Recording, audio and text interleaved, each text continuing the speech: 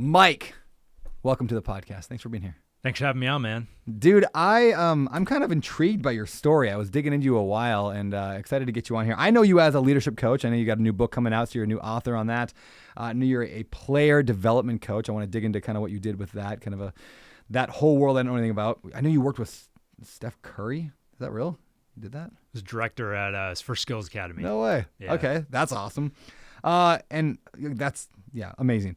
But before all that, who was Mike Lee? It's funny that you asked that because I think I'm in the process of coming back to that person over the last few years. And, a lot of people look at my bio and they see the basketball aspect of it. But when I was younger, I think I was equally drawn to the arts as much as I was to sports. I felt just as comfortable in art class as I did going to basketball practice, and sometimes more comfortable. I grew up super sensitive kid, small town, middle of nowhere in Wisconsin. And were you a Packer fan? I was not. Oh, okay. I thought we were gonna have a problem and have to end this thing early, but okay. Minnesota Vikings. I'm thinking the only guy from Wisconsin that is not a Packer fan and treats it as a religion. Yes, it is very much a religion. So, yeah, well, yeah. All right, we can keep going then. We're good. All right. Yeah, and I think I got pulled to basketball because I think it was a creative outlet, and I didn't understand that at the time. But I think basketball is the most creative sport that there is, and I went to a small school in, like I said, the middle of nowhere in Wisconsin. Went to a small college and played college basketball. But during the summers in college, a buddy of mine and me decided to put together a summer basketball camp. We just wanted to do it for fun and provide an opportunity for the kids in our town that would have had to drive 3-4 hours to get to Minneapolis or to Milwaukee just to have a quality basketball opportunity, a basketball experience in the summer.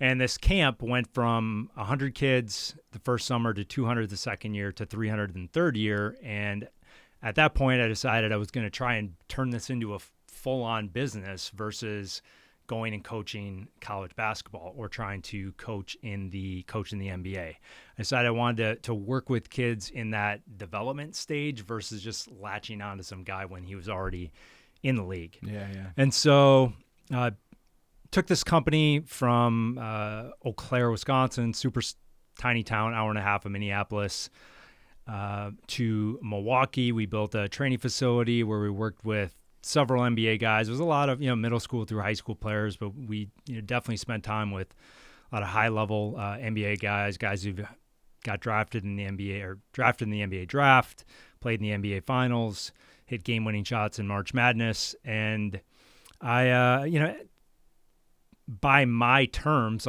had built a pretty successful business. But I'd always dealt with depression my whole life. Growing up in Wisconsin, the winters were brutal for me. I'm talking not getting out of bed till 3 or 4 o'clock in the afternoon level of depression. My barometer was if Kobe Bryant's agent called you and said, Kobe is at your gym, we're in Milwaukee, we're going to play the Bucks, and Kobe wants to get a workout in, and you don't want to get out of bed, that means you're probably not in a pretty good place. Yeah, that's not good. And so it got to a point where I decided I am not taking another winter in Wisconsin anymore. I just could not do it. And I picked up and I moved out to LA purely for the weather.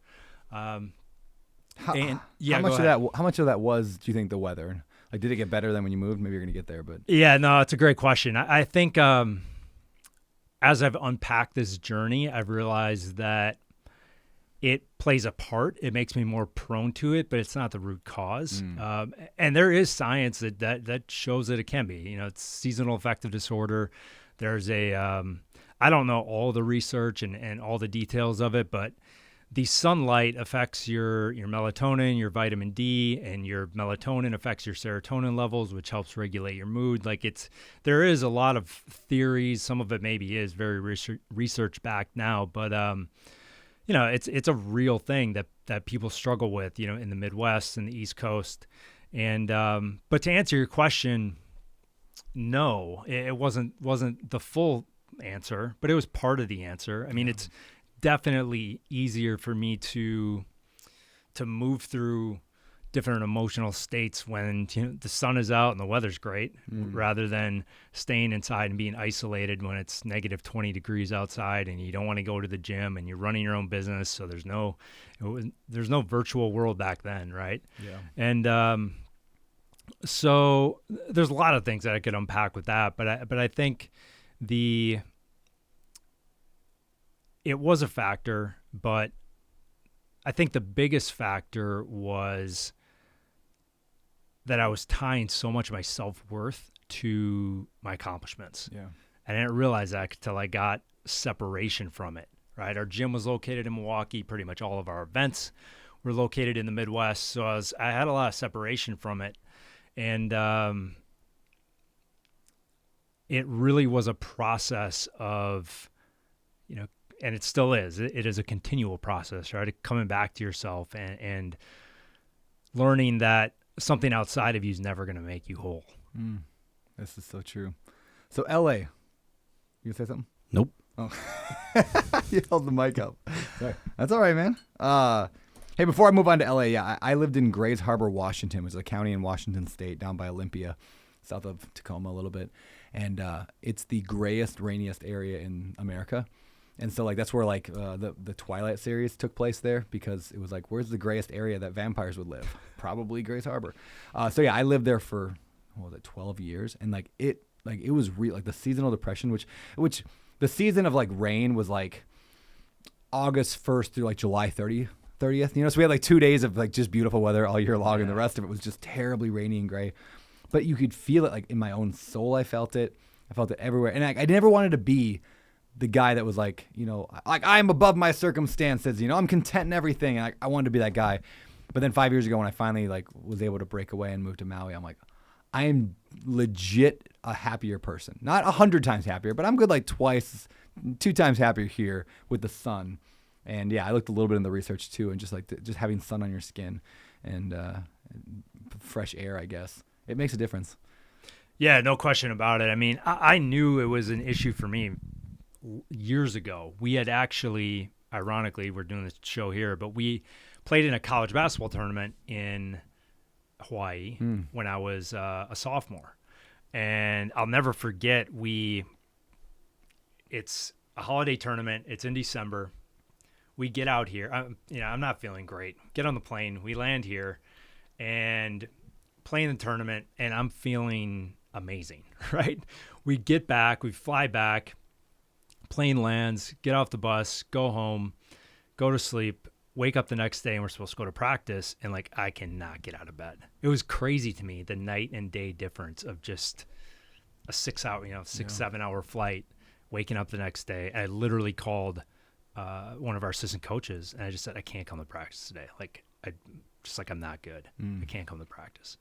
And so yeah, it can be a very dramatic shift just from the weather. And I think that kind of, it's not the unseen, but it's like, where's the science behind the sun? You go into the woo world, and there's a lot of beliefs and stories and principles that there's a reason that like we used to rise with the sun and go to sleep with the sun, and like we were in sync with it, right? Like there's a reason for it. And I think science is catching up to what shamans and all these practitioners have known for years, right? There's a merging happening, but there's truth to it for sure. It's one thing I love. That's how people live out here. It's crazy. Maui. Yeah, people go to bed at sunset. They go to bed. First off, everybody makes a pilgrimage to the sun, to the coast. Yep. Everybody watches the sun go down. Everybody yawns, and immediately goes to sleep. And then everybody's up at 5. Yeah. At 9 o'clock, we call it Maui midnight. Yep. There's no reason to be awake. It's the whole town. There's nothing open. It's crazy, and it feels very natural. It feels very. It natural, does. I feel way better when I'm getting up at sunrise, getting sunlight in the morning, watching sunset before I go to sleep. Like I feel way better. But it's like, how much of your life can you sacrifice for that routine, for that? I think there's a balance with it, not being militant about it, but knowing that there is an inherent way that we're meant to operate, and it is synced to the rise and the setting of the sun. Yeah. Oh, good stuff, man. Let's go. So you got to LA. What happened next? I get to LA and I'm out there for a couple of months. It's January. I'm feeling amazing, way better than I ever felt before in the winter. I decided to get off an antidepressant medication that I had been on at that point for about 14 years. And getting off of it was quite literally like getting off of heroin. Board certified doctors at UCLA have been studying this, and that's what they're comparing it to. I would go from,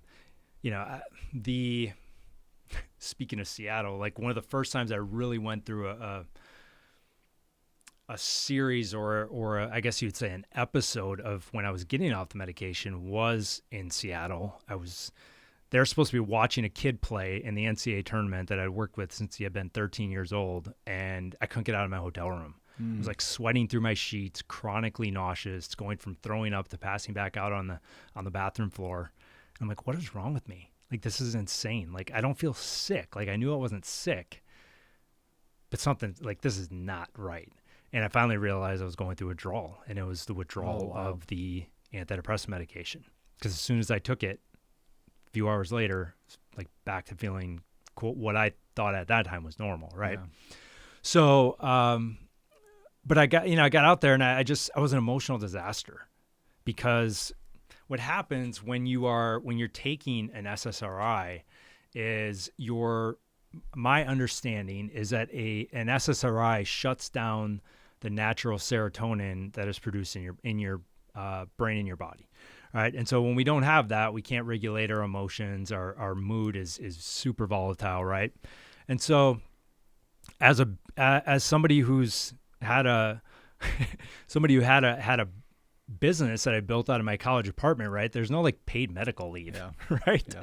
So my business gets super volatile, and I because I couldn't get present. Right. And I would go from laughing to crying to chronic anxiety to debilitating depression, all within a span of a couple of hours, right? And so you can imagine, like, if you were living in that emotional state, how it would be to run your business, right? And so I dove deep into mindfulness, into meditation. I did a massive amount of yoga.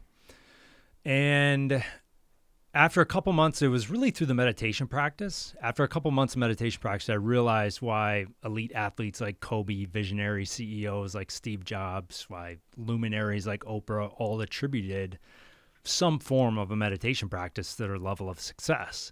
And it's because now there's a ton of science that backs it up, right?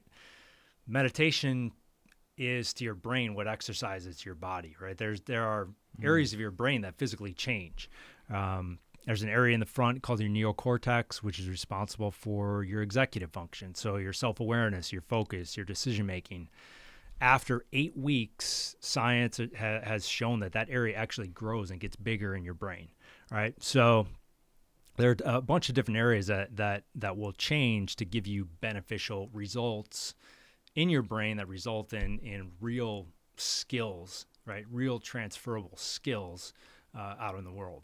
Yeah, fascinating. Yeah, I grew up in the, the Christian Bible Belt, I guess you could say, like, the upper Midwest anyway. I don't know if you consider that Bible Belt, but definitely the Christian Midwest.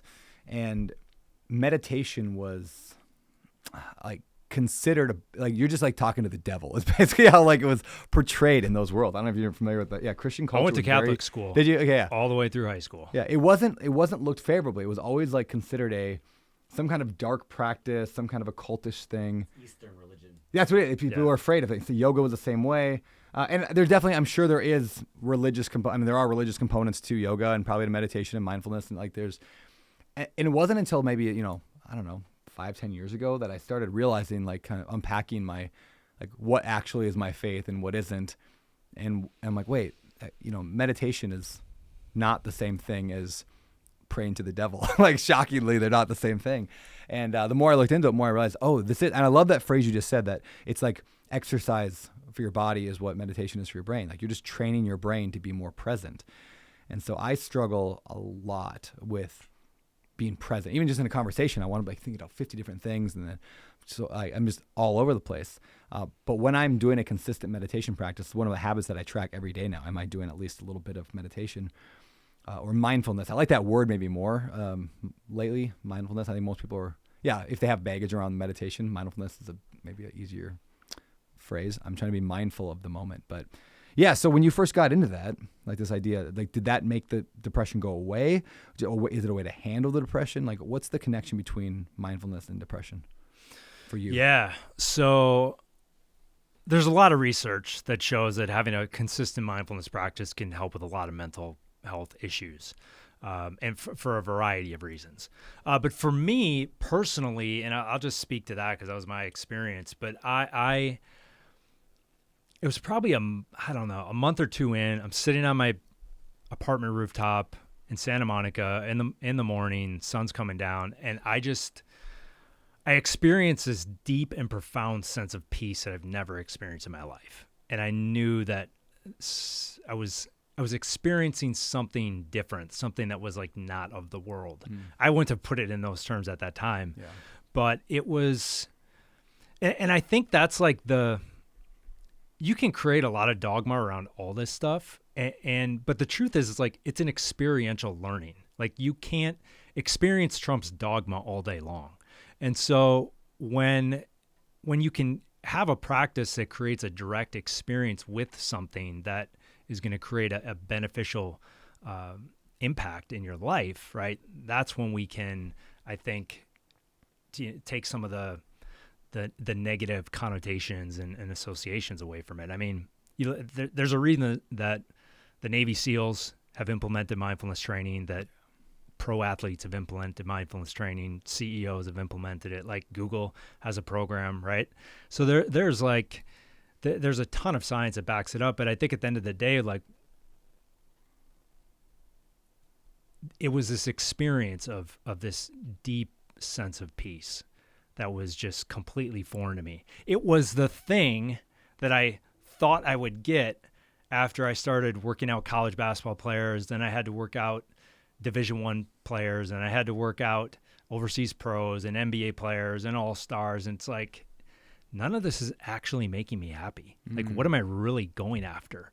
And I think it was this, but it was that moment. It was that was one of the inflection points, was having that. And because then I had awareness, now I could start to look at other things in my life. Because it's like, I mean, you know this, but we can't change what we're not aware of, right? And having that mindfulness practice creates the awareness to then start to look at, like, what is really going on in my subconscious? Am I really running this, or is my subconscious running this?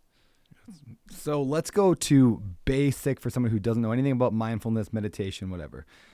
What the heck is meditation, or what the heck is mindfulness? Are they related? Are they the same thing? Different words for the same topic? And then walk me through, what does that even mean? Yeah, so good question. The way I describe it is mindfulness is a skill and meditation is a practice.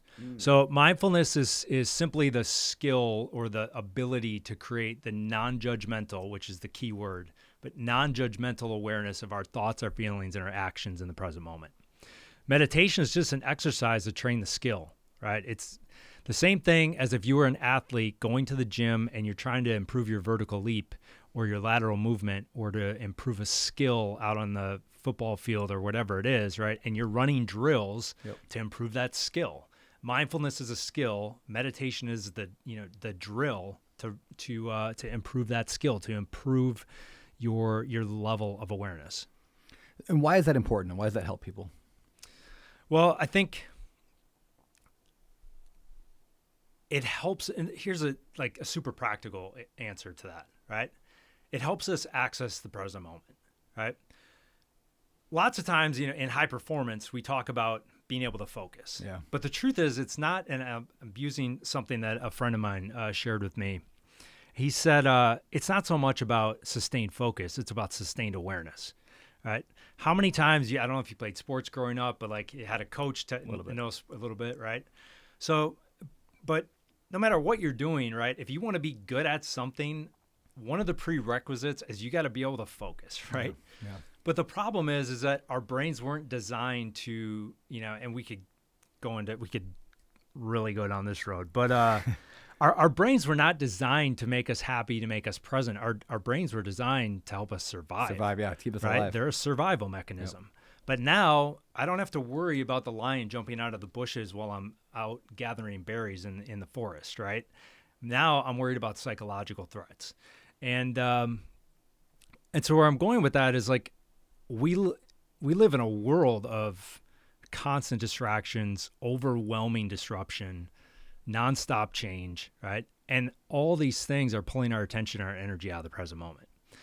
And so I believe that everything that we want exists in the present moment, right? Connection, empathy, focus, flow, belonging, right? All these things, we might be going after a future thing. We might be creating a vision, working on a strategy, but that process happens right now in this moment, right? And so going back to your question, like, why is awareness important? Because if I'm not aware, I don't know that my mind is drifted into the future, into worry, into anxiety, into planning, into hopelessness, or my mind's in the past in regret, guilt, shame, or anger, right? But when I have awareness, right, I might be writing something or whatever it is, and my mind drifts to some event on my calendar 2 months from now. The sooner I catch myself, I can redirect my attention and my energy back to the present moment, back to the task at hand. And so I think that's a super practical way to help people understand that, right? I think and from a you can call it leadership development, self-improvement, whatever you want to call it, right? We can't change what we're not aware of, right? And I think there's value in getting feedback from others, no question about it, getting an objective perspective.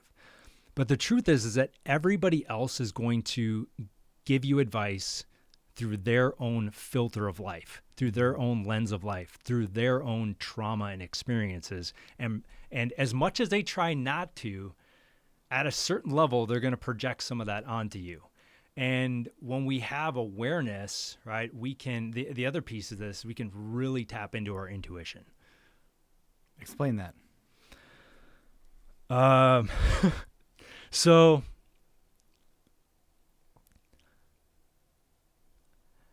I had a very, very difficult decision to make. I'll back up and I guess I'll share the whole thing. Okay. As I had shared earlier, I had this basketball business, and in July of 2019, I was trying to build my speaking business, but also keep my basketball business going at the same time. As you know, you're not a true business owner until you can be 100% hands off. Yeah. And I wasn't. I was like 60, 70%. And so I kept getting pulled back in this basketball business. And it got to a point where I decided I have to, if I really want to go down this route of speaking and coaching and building this leadership development business, like I got to create more space. I have to get out of this basketball business. And it was a business that I didn't think I had any business selling. No pun intended. But I didn't think there's any way in hell that I'd be able to sell this business. But I took it to an M&A firm, and they did a valuation on the company. And they came back and said, this is a viable business. You can sell this for way more money than I ever thought it was worth. And I decided, all right, this is it. I'm going to sell this. I'm going to take some time off. I'm come live here for a few months. And then I'm going to go build this business. And the short story is that it got to be, we started shopping it around, and it got to be about end of February 2020. And I had been trying to work something out with a guy who had been my right-hand man for the last 10 years. And basically, it got to the point where he was going to leave and start his own business, and I had nothing left to sell. I had to move back to Milwaukee. And it was the last thing that I wanted to do, because LA had become home to me. It was the first place that I ever felt like I belonged in my life. And I'm sitting there March 12th, 2020, and I'm going through meditation practice. And this voice just comes through. And this voice says, if you move back to Milwaukee, purely for financial reasons to save this business. You can work 10 times as hard as you did out of college, but this business is going to fail. Hold my hand and I will walk with you through the fire, and you will have a life greater than you could have ever imagined. And I believe that voice came through because I was able to have enough awareness to start learning what was my ego and what was my higher self. And I don't think I would have, I know I wouldn't have had that without a meditation practice. I would have been attached to the fear-based thinking of my ego versus the truth of my higher self if I didn't have the awareness. And as you know, the world shut down a week later, and I would have picked up my whole life and packed it up and moved back for absolutely nothing, because our gym was shut down for months. Stuck during COVID. The whole thing, Milwaukee or something. Yeah. So I think it's the awareness of, to wrap it up, like the awareness of the present moment. Am I in the present moment? Can I redirect my attention there? The awareness of what voice am I paying attention to? We all have this voice, right? We're either listening to the ego, which is fear driven, or we're listening to our higher self, which is driven by love and service, right? And I think the more awareness you have, the more you can recognize, am I in judgment right now? Am I in criticism right now? Or am I making a decision that's rooted in love and creation and service? Yeah, that's beautiful, man. Yeah, I once heard it said, I think it was from a pastor, so he was talking about prayer, but talking about how prayer is, most people think of it as 99% you talking and asking for things of God, when in reality it should be more like 90% listening. And I think that it ties in so closely with meditation. That's why even like almost every, I'm sure, religion, maybe every major religion, I don't know, but at least Christianity sure talks about meditation and prayer are like a common, like they use those words together. Like you pray and meditate. And the idea is like you're listening to that higher voice. Like that's where you, like right now when I just stop thinking, or I stop talking, it's like a radio station just in my head, just like a million different words and going, I can't hear anything, whether it's myself or it's God or whatever. I can't hear anything. I just hear worry and anxiety and fear, and I didn't like that thing from yesterday, and I'm judging every single thing I look at, and it's too hot, too cold, whatever. So meditation is a practice to bring out mindfulness, to summarize what you're saying. And mindfulness helps you stop those voices, stop the chatter, stop the AM radio station in my head. Does that sound like a decent summary? I think once you get really deep into a practice, you create more space in between the thoughts. But I think the biggest thing is the thoughts. We don't realize how attached we are to some of these thoughts. Like you might have one of these thoughts about, whatever you brought up, the worry, anxiety, fear, right? But the challenge is until we're aware of it, we don't realize how much energy we're putting behind the thoughts. And I think once we have more awareness, then we can detach from the thoughts. And I will have to say, like, I'm 10 years into a practice, and definitely not all the time. I still have, my challenges with all of this. But what I've noticed specifically probably in the last few years is that I just can have a thought and it just kind of floats by. It still comes. I don't think we're ever going to stop our thinking, but we can get better at not being attached to our thinking. Yeah. Right? Because I think it's like, a lot of times it's the fear lives in our mind, but the truth lives in our heart, right? And so I think being able to detach from that, and then come to the thing you brought. Now I know what I was going to say. You brought up the judgment piece, right? Yeah. To also just be in this place of non-judgment. Yeah. Like it's just, it might be another person, it might be an event that happened. Like just to be able to step into the present with the awareness that you really don't know what the best thing is for you or for anybody, right? I mean, we do, like, at a very practical level, like it's certain things, right? That I don't know what your kids' names are. Your kid should not be doing this, and they should be doing it, right? But like in the grand scheme of things, it's like, was COVID a bad thing or good thing for me? I don't know. I'm still letting that play out. Yeah. But like, it's easy to judge those things, Yeah. But I think we open ourselves up to possibility when we can be in that place of non-judgment. Yeah. Yeah, that's a big piece. I use an app sometimes called Calm. I'm sure you heard of it. Okay, It's a billion-dollar company. But one thing that they say in Calm when you're doing like their little 10-minute meditation is like, says over and over is try to view your thoughts with no judgment. So like something comes and all of a sudden you're supposed to be like just focusing on like your breathing and having like no thought, but then thoughts come. You can't stop that. And it's easy to then get frustrated with yourself. Like, oh, why am I thinking about dinner again? Oh, I'm such an idiot. But instead to go like, oh, I just thought about dinner and back to the breath. Just like that non-judgmental, that for whatever reason, I don't know why that works, but it sure seems to work in terms of getting my brain to calm down a little bit. And then when I look at the opposite, I look at social media, especially TikTok or Instagram Reels or YouTube Shorts, right? The swiping videos, they do the exact opposite of mindfulness or meditation. The exact opposite. They train my brain to operate faster and quicker and need more stimulus and to talk more and to bring more anxiety. So it's almost like if I'm going to consume social media, which I don't that often, but I'll scroll social media occasionally, I have to do meditation to combat that and to try to slow that brain down. Otherwise, I'm a mess. Like if I'm just one-sided one way, I'm a mess. Could you walk us through, for those who have never tried any kind of meditation practice before, can you walk us through that? On that, I'm so sorry. Yeah, go ahead. Do you consume much social media? That's a good question. I do, yeah. But I've it's interesting. We could have a whole conversation about this because what you said is, and I'll go back to your question, right? Is I 100% agree. That's why skills like mindfulness and meditation are only going to be needed more the more technology infiltrates our life. Yeah. Right. It's not going to be a nice to have. It's going to be a prerequisite to operate as like a decent, aware, emotionally intelligent, kind human being. Yeah. Right. We are going to need these skills. Like they should be taught, some schools are starting to teach them, but like they should be taught at 5 years old, 6 years old, 7 years old in schools. So I 100% agree with you. And like more people need to recognize that. Right.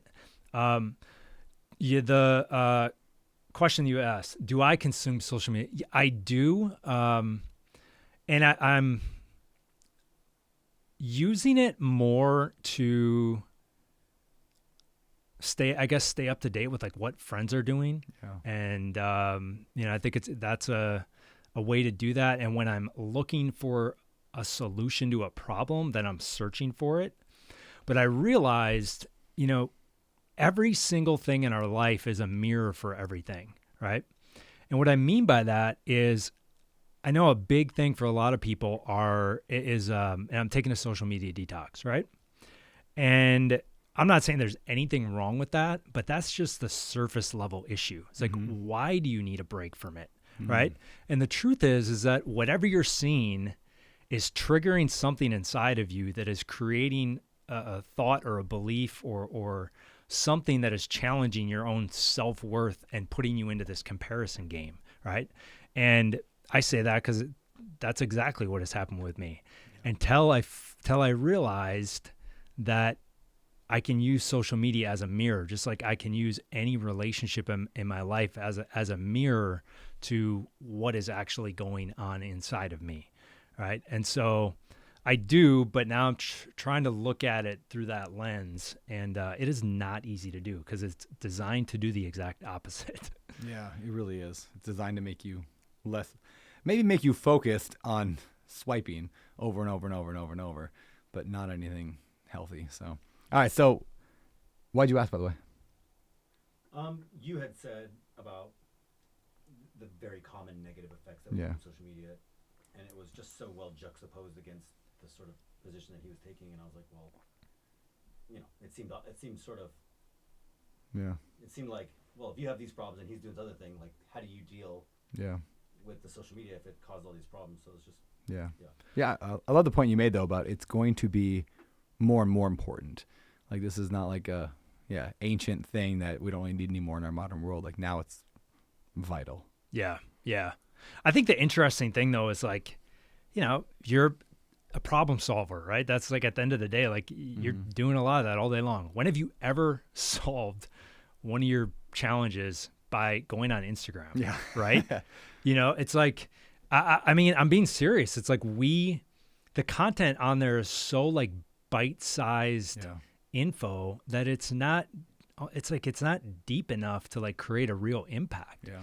And I think, but I think the key is like with all this stuff is to have awareness around what you ask like why awareness is important, right? Well, awareness is also important because then we can get crystal clear on our intentions, right?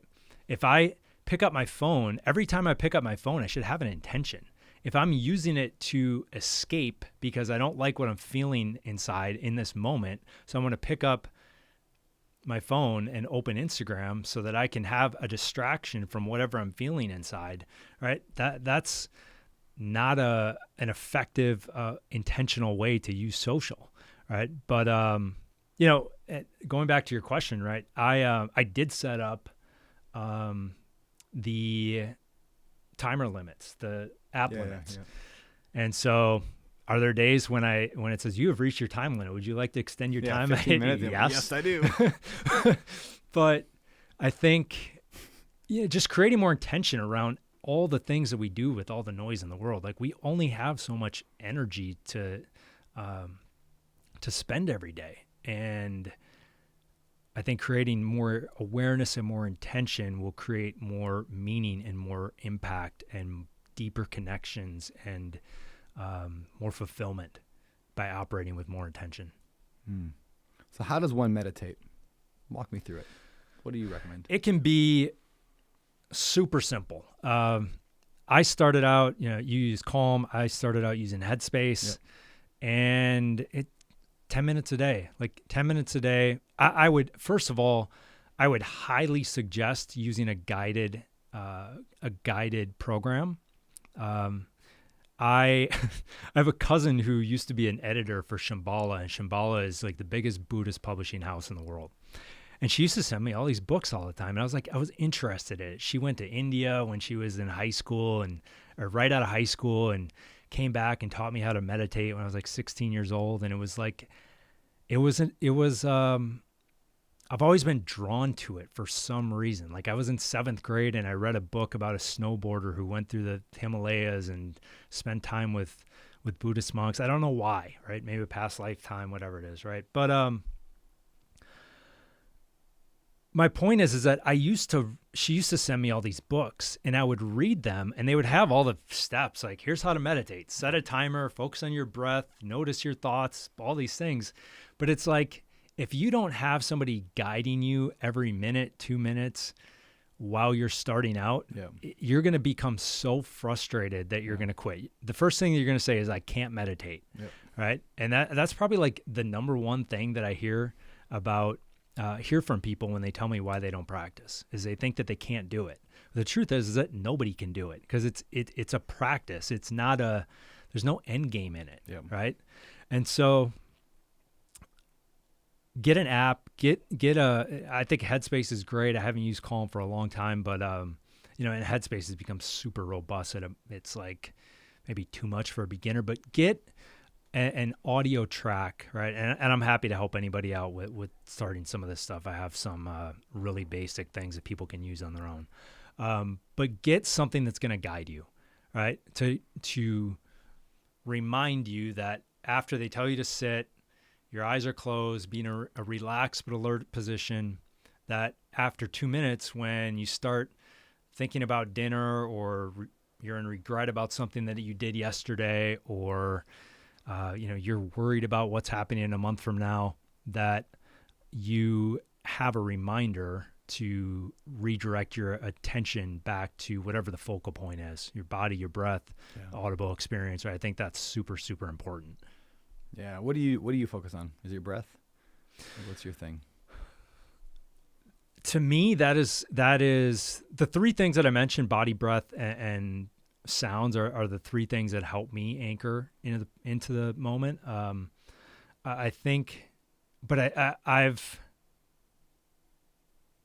realized that everybody's going to have a different path. Like, and I am, when I first got into this, I thought everybody needs to be doing this. And now I realize that everybody's path is different. Like your meditation might be being very mindful while you dance.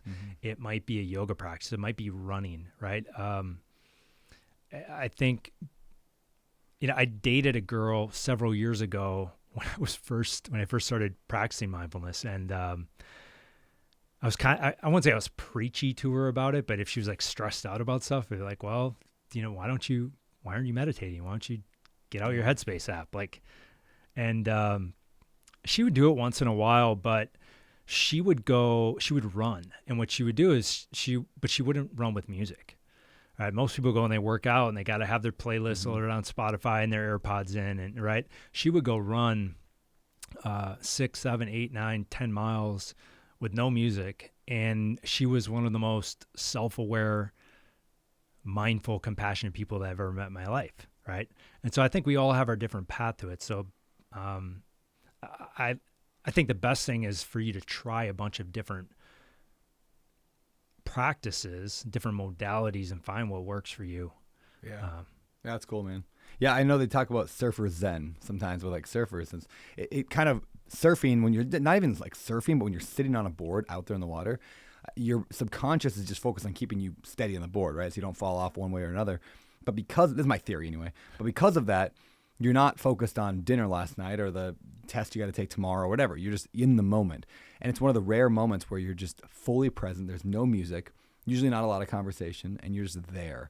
And it's such a feeling of just peace. Like once you get over I'm going to fall off the board, like the first couple times you go out, you're not going to feel that. But yeah, definitely at surfer, running, I get the same thing. And then I say this a lot, but I always joke the most profitable hour of my week is a massage because I have no music. I'm just sitting there. I can't do anything. It's just quiet, and it's the one time of the week where just silence, and it doesn't even matter that I'm getting a massage. Like, in fact, massages actually hurt my back more than it helps. Like, it doesn't help me feel better. I do it because it forces me to just be silent for an hour and a half once a week, and it feels good in the moment. Just it feels terrible the next 24 hours, but whatever. All right, man. Let's talk a little bit about leadership. How did you go from, you're running the basketball stuff, and I want to teach leadership. I mean, you got a book called The New Rules for the Future of Leadership. Where did that come from? Where does that interest lie? And then we'll dig into the book a little bit. Yeah, so I think at its core, leadership is influence in a lot of different ways, right? But I think I was drawn to it almost in a selfish way, from the standpoint that it was so fulfilling to work with some of these kids that I work with, just to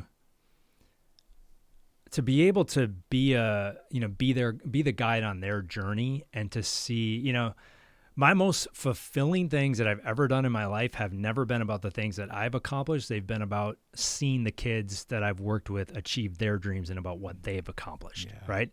I mean, like seeing a kid hit a kid that I've worked with since he's been 13 years old, that I kicked out of practice, that I, had a lot of conversations with, that I challenged, that I was hard on, like hit game-winning shot in the NCAA tournament. Like I don't know how you can beat that from like a fulfillment standpoint. It's just like, and so I think I was drawn to it from that standpoint. It's just creating impact in somebody else's life with something that they are passionate about. I think it's one thing to impact somebody else's life. We'll put that in one bucket. Sure. But when you can impact somebody else's life in an area that they are passionate about, that they're, dare I say, obsessed with, right? That's a whole other ball game.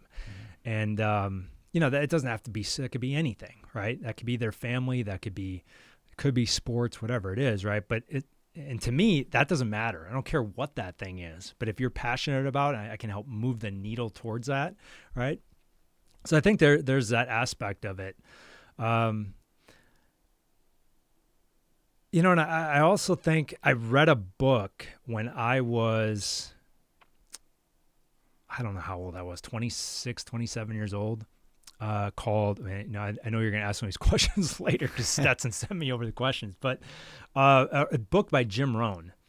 And I don't know if you're familiar. Yeah, so Jim Rohn, right? I always joke that every personal development person on earth today is just rehashing something Jim Rohn once said. Like everybody, Tony Robbins, me, doesn't matter. We're all just repeating Jim Rohn. But anyway. Yeah. Yeah. I mean, he's the GOAT. But I read one of his books and I was like, I didn't even know that was like a thing, like that you could do this. Yeah. And but I was young. I was like, all right, this would be an amazing life to be able to write books and share my experiences and lessons that I've learned and then be able to go speak on these.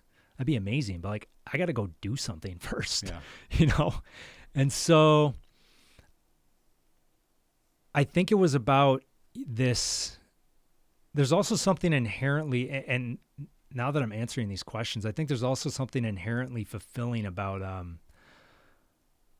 helping other people overcome pain points in their life that you've also had to overcome, right? Mm-hmm.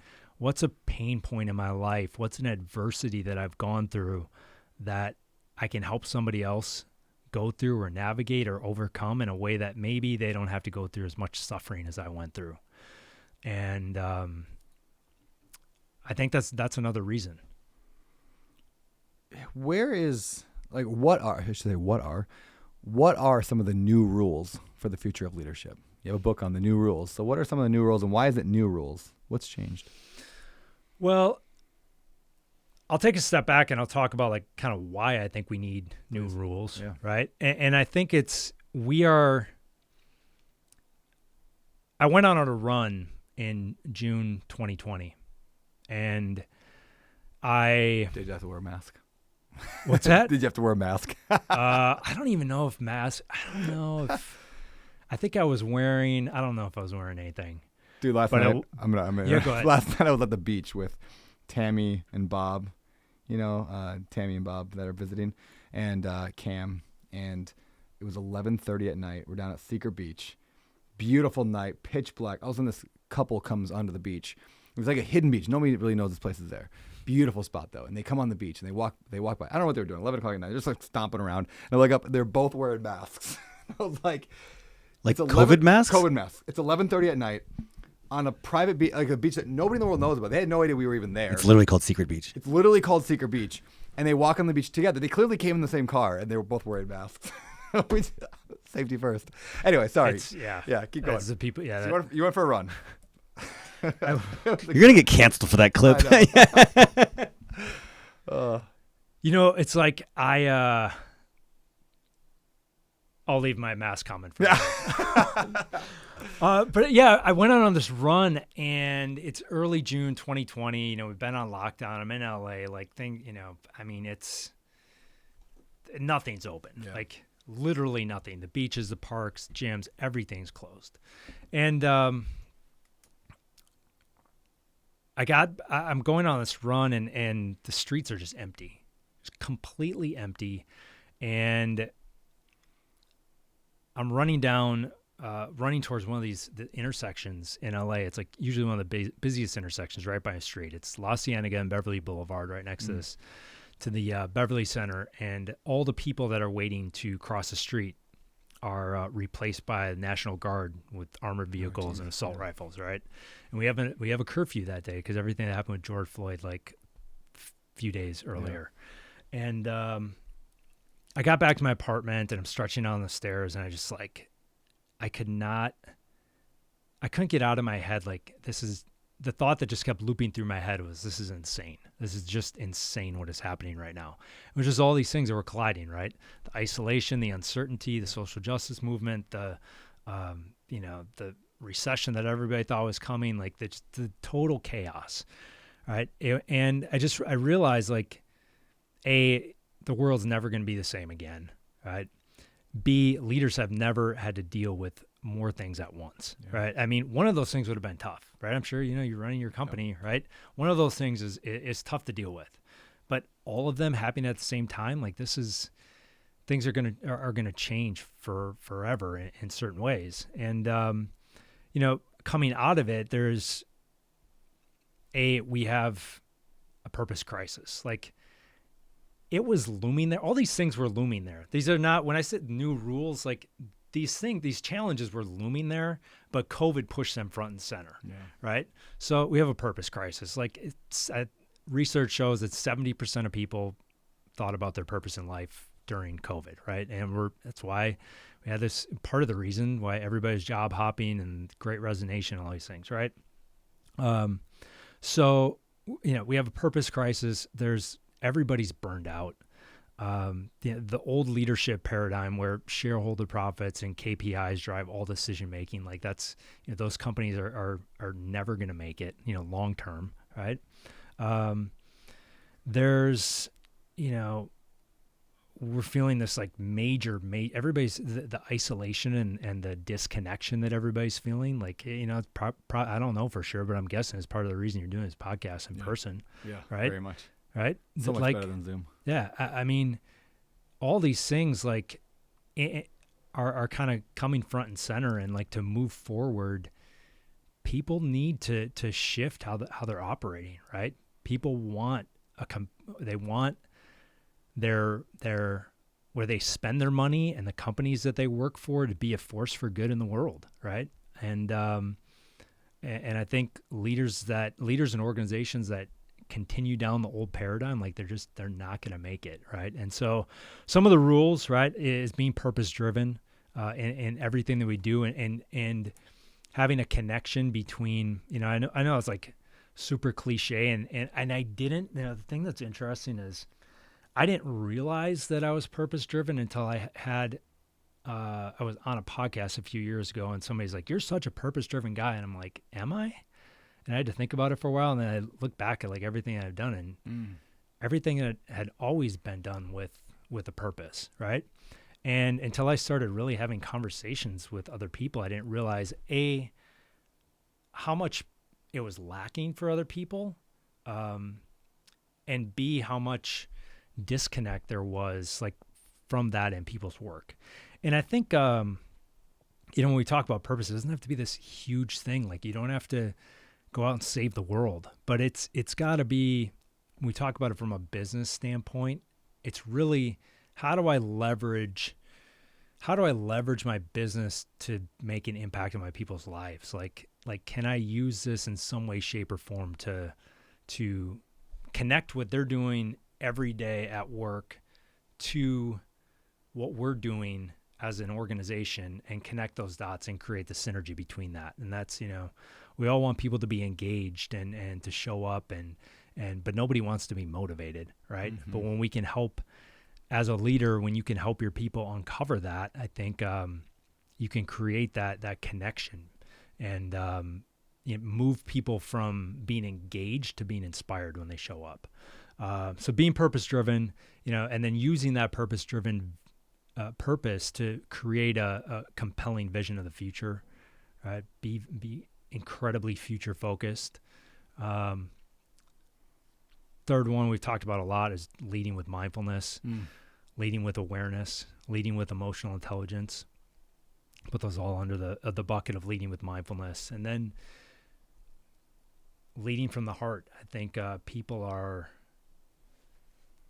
sick of, the challenges for organizations and companies today is like, it's really, I shouldn't say it's easy, but it's not that hard to figure out how to make 50 to 70 grand a year running an Amazon store or building a social following or whatever it is, right? You got to give them a compelling reason to want to come to work, and it's got to be beyond a paycheck. Yeah. And, having from a top down standpoint, like having leaders that are really tapped in and connected to their own hearts and let that transfer throughout the organization, I think is crucial to make people feel like they belong, give people a place where they feel safe, psychologically safe, so that they can take risks and are step into their creative powers versus worrying about the stress of the repercussions of making mistakes. Yeah. Right. So those four things: purpose-driven, future-focused, lead with mindfulness, and lead from your heart. I love it, man. One piece about my story, you might not know, but when I started Open Door Capital, which is a real estate company I founded 5 years ago, I wrote that. You can kind of see it there, I know, on video. If you're watching on YouTube right now, they can't see it, but it says the $50 million surfers, how a small team of adventure seekers built a real estate empire, helped millions achieve financial independence, and kept their humanity intact. Is a newspaper article written 3 years in the future. So It's awesome. I wrote that on a plane. I came down. I showed it to my buddy Ryan, who lived in the backyard. Still lives in the backyard. I have an extra house back there, an ADU, and I showed it to him. And the first thing he said is, "I want to be a part of that." And so we built it together. We brought on Brian Murray, and then we brought on 100 other employees now who are running the company for me, and they're incredible. But it all led from this idea of like, here's where we're going, and you're going to be a part of that. And that idea of like, leading with vision. People desperately need vision from their leaders. Even if I don't even know the answer. Like I didn't know if we were going to get 50 million. We got 300 million in that time period. So we 6x'd our goal. But it just like, I had to make a decision. It's more important that you decide than what you decide. So I'm like, all right, this is where we're going. We're going to do this. And everyone's like, hey, Brandon figured it out. We're going there. And like, man, I just want that sometimes. I want people around me just to be like definitive. Like, we're doing this. Let's go. Come on. Okay, let's go. So anyway, I think the vision thing I just could not harp on enough. I would love to dig a little bit more into this idea of like leading with mindfulness. What does that look like practically? I mean, you're not talking about like leading mindfulness meditation sessions at work, are you? Or like, what does that look like?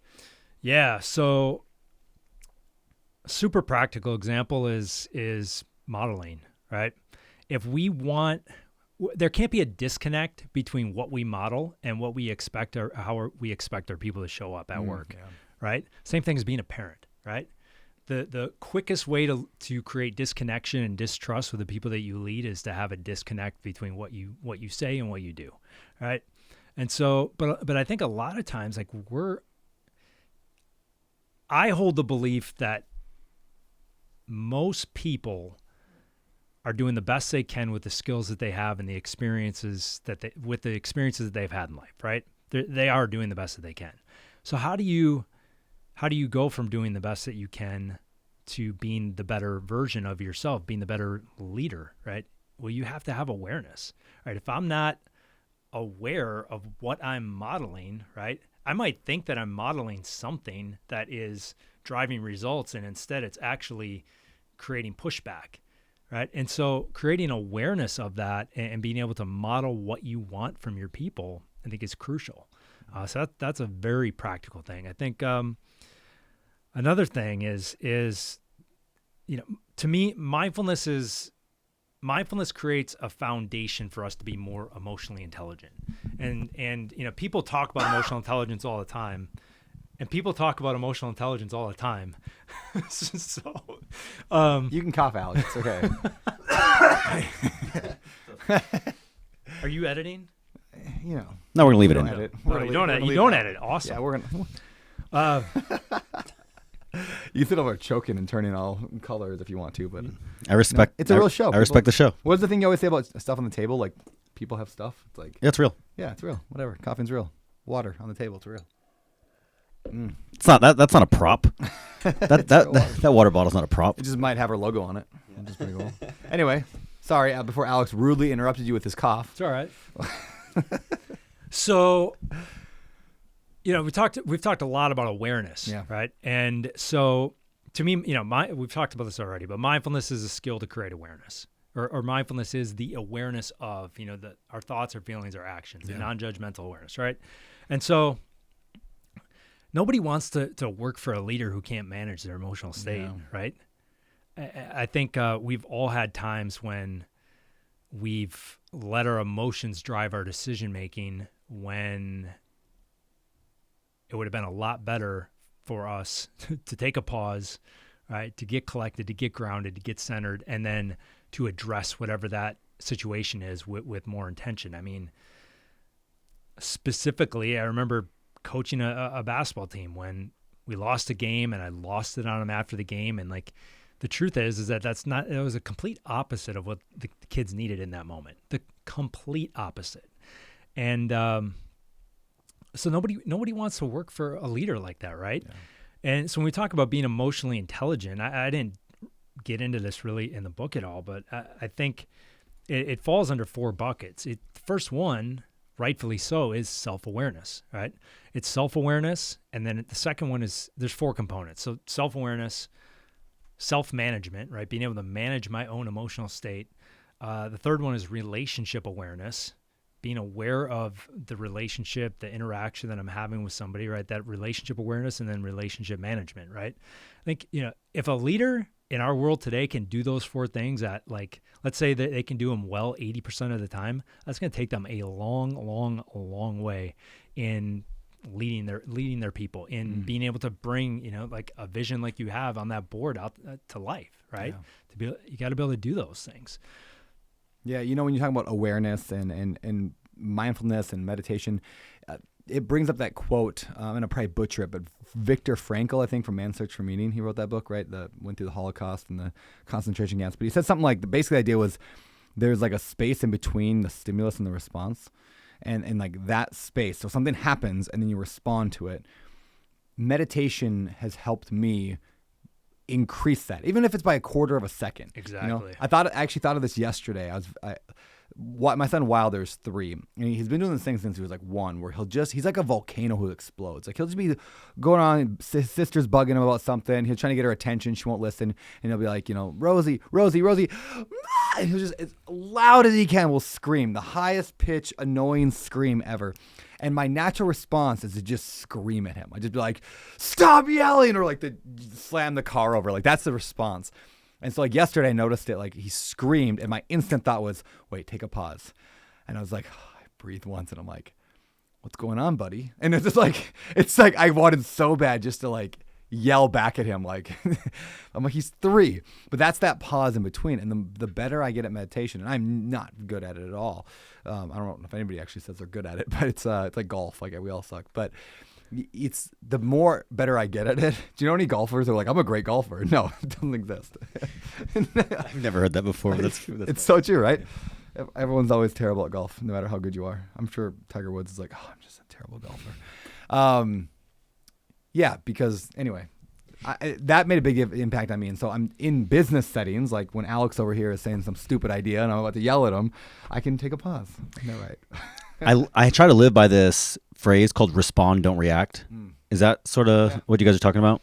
Yeah, and I think that's exactly what it is. And I think it's like mindfulness gives you the ability to do that. Yes. It's like I can say, all right, I'm going to go into this and I can create an intention that I'm going to respond versus react. But the truth is, the reason you're reacting instead of responding is because you don't have exactly what you talked about first. Is like you have now created a skill within yourself so that you're not yelling at your kid, right? Yeah. And it's like that.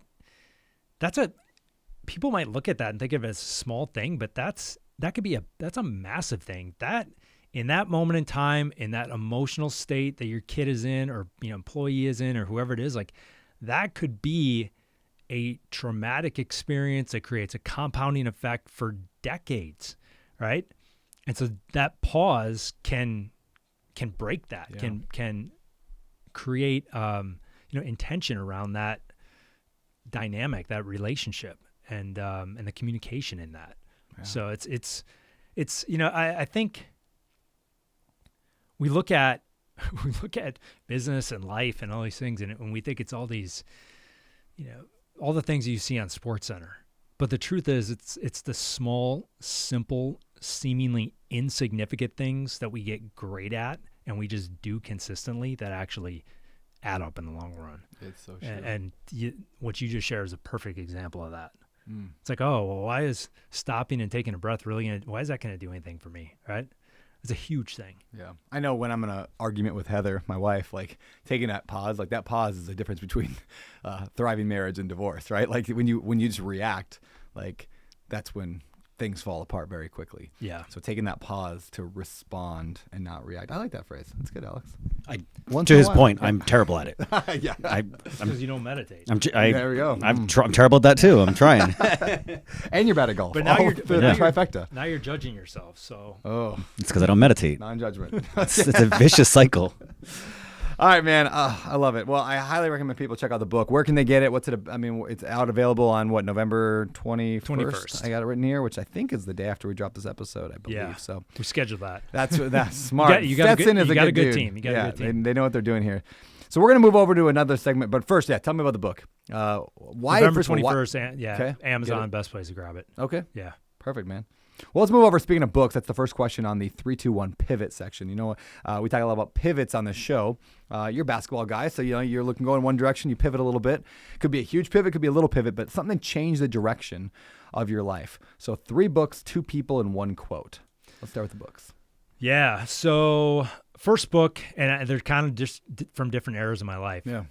First one is kind of already talked about this guy, Living an Inspired Life, Jim Rohn. That it might be Leading an Inspired Life. Living or Leading, I don't know. I read it like 15 years ago. All right. Phenomenal book. I think it. You already said this, but you said everybody who's in the self-help space was already just regurgitating Jim Rohn or Zig Ziglar stuff, right? And exactly. I mean, he just he's just a phenomenal writer. I mean, the way he communicated just spoke to me, right? And the book that I wrote was probably 20 years old at that time. Now it's probably 40 years old or whatever it is, right? So I think the thing with Jim Rohn, it's timeless. Like his work is timeless. So Living an Inspired Life. Second one I would say is The Untethered Soul. I wrote that down to talk to you about it.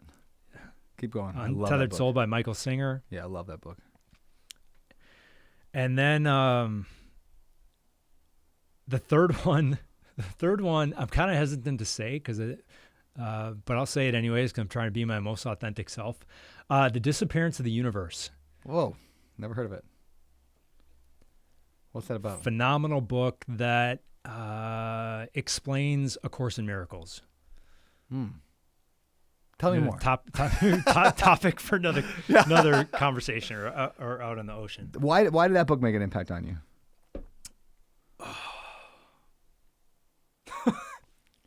For a lot of reasons. I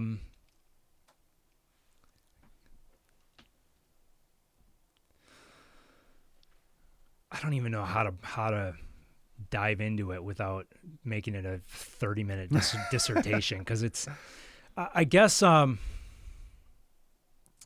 way I would describe it is the way that it's helped me is that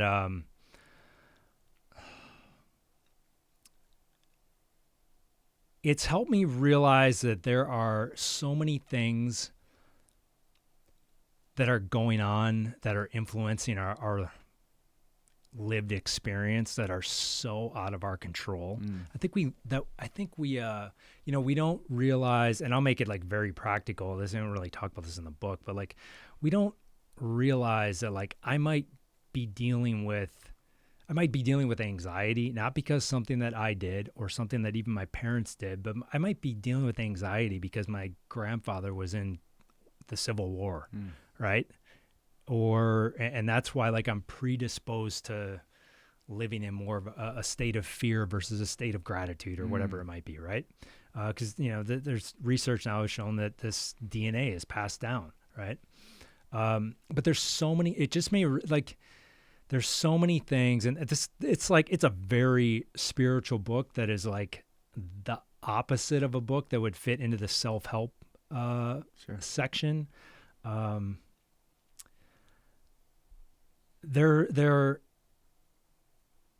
think we're told this, and you might push back on this, but like my experience has been like we're kind of, I think we're told a little bit of a cultural lie from the standpoint of like, be a good person, work hard, and you'll get everything that you want in life, right? And I know I'm like oversimplifying it a little bit, but it's like the last 8 years of my life have been really difficult. Yeah. It's been the best 8 years of my life, but also the most difficult in certain ways. And like, I feel like I've always worked my ass off and I've been very good to everybody that I've come in contact with. I've helped tens of thousands of basketball players, coaches, and in turn their parents, right? And there are just so many things that showed up that I just had no control over, and it helped me let go of that and not like question a lot of it and look at it through the lens of. I think we can look at.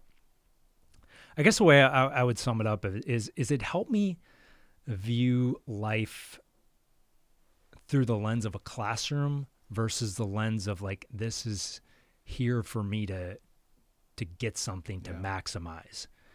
And I think that was one of the shifts. And it's hard to, the book is like 420 pages. So it's hard to break it down into an answer on a podcast. Well, that's good, man. I mean, people we can check talk it out about if it they later. want, Yeah. It is, I would, the disclaimer I would say is it's definitely not for everybody. All right. Have you read that one? What was the name of it again? Disappearance of the Universe? Is that right? The Disappearance. I have not. Sounds like something, Alex, that you might want to read. I like obscure books like that, yeah. All right, 2 pivot people that change the direction of your life. First one is a coach that I had. His name's Dave MacArthur. He's not around anymore. He was actually a high school. He was a coach at a high school like 20 miles away from where I grew up. I ended up getting connected to him because I was dating a girl at the school that he was teaching and coaching at, and I just heard that he was just this amazing coach. And this is back when there was I guess we had the internet, but maybe we didn't have the internet. Anyways, I got his number, asked him to come to one of his summer basketball camps. Showed up one day, and just created a relationship with him. And this guy, he was not my high school coach. He owed me nothing, right? Yeah. He worked me out in the summers. He coached a club basketball team that I put together. He used to pick me up during the basketball season and drive me around to different high school and college basketball games and teach me about the game and build a relationship with me. I think what he taught me is that a relationship, trust, and connection is a foundation for being able to challenge people to maximize their potential.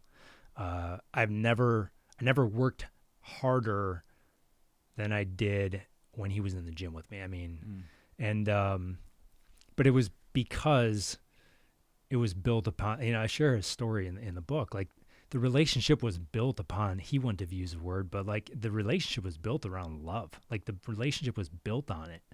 And I would have done anything for him because I knew that he loved me. I knew that anything that he was doing, any way that he was challenging me, telling me that I suck in front of 100 kids at a basketball camp when I screwed up demonstrating a drill, was because he thought that was the way to reach me, and I trusted him, right? So he's number one. The second guy that I would say is also another basketball coach. His name's Forrest Larson. I think I'll never forget how he made me. He was directing a basketball camp. After the camp, he was giving a talk after the camp to all the kids that were participating, the coaches, and I will never forget how he made me feel during those 10 minutes, right? And that's part of the reason why I'm speaking today. So I will never forget how he made me feel. That's cool. One pivot quote. I feel like Jim Rohn is just as much of a theme of this conversation as he should be. As mindfulness. But be grateful for what you have while you pursue all that you want. That's so good. Talk about something timeless. I mean, that's why Jim Rohn's so good. He's got a million of these things. Yeah, like everyone's like, oh, so good. It's like, how about that one right there? Oh. I always forget the. That's why, yeah. Question. It's not like we highlighted it or anything. You highlighted it with giant yellow stumped in. All right, man. Before I get to past, present, future, one thing about this show is that we donate 100% of profits from not profits, just all the ad revenue. 100% of ad revenue goes toward a charity of your choosing. So, what charity breaks your heart? What should we send the money to? It's going to Mentor Milwaukee. A guy named Linnell Ramey is executive director of the organization. And I used to live in Milwaukee. I spent a ton of time working with inner city at-risk kids in the basketball court. And he's a guy who's doing amazing work in the city, and I just love to support him. Cool. I love it, man. Who are the average of the 5 people you associate with the most, right? You've heard that quote before, and it's so true. You become like those you associate with. So how do you level up your peer group? How do you get around people who care about goals, who care about real estate, who care about also not losing their soul in the process? How do you get people around you? Sometimes you have to join groups that have those people in it. Specifically, I want to invite you to level up your life by joining the Better Life Tribe. The Better Life Tribe is an accountability real estate mastermind that I formed a year ago that has over 1,000 people that are trying to build financial freedom and wealth through real estate while not sacrificing their health, their relationships, and their spirituality. So they're saying, how can we have it all? And when you get in a group, a pod of 3, 4, 5 other people trying to pursue it and holding each other accountable to the actions, the habits, and the goals that we have set for ourselves, you are going to explode. And I mean that in a good way. Join the Better Life Tribe today. 100% of profits from that tribe actually go to charity. I don't even take a salary. I just care that much about you and your future. Check it out right now. abetterlife.com. Sign up right now. You can join today. abetterlife.com. All right, past, present, future. What's your advice to your younger self? Your accomplishments do not equal your value. We kind of got into this earlier, but it was the next thing is not going to, the next thing that you're chasing is not going to calm the present moment anxiety, right? The next thing is not going to fill the hole inside of you. And I wish I would have learned it sooner, because I think this might be counter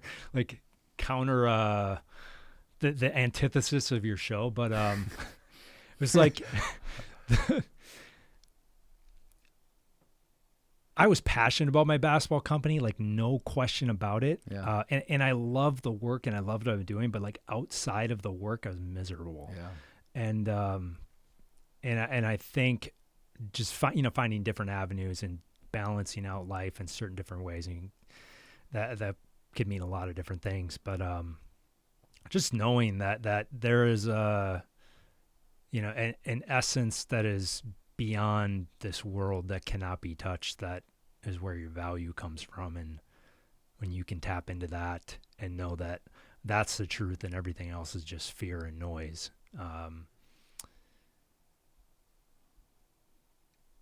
that's beautiful. It calms that anxiety of the chase for what's next. Yeah, I think that's pretty fitting in this show. I think I love it. I could use some of that. Could use some of that. All right, the Better Life question. What's something you've done in your life in the past year that's just improved your life, given you a better life?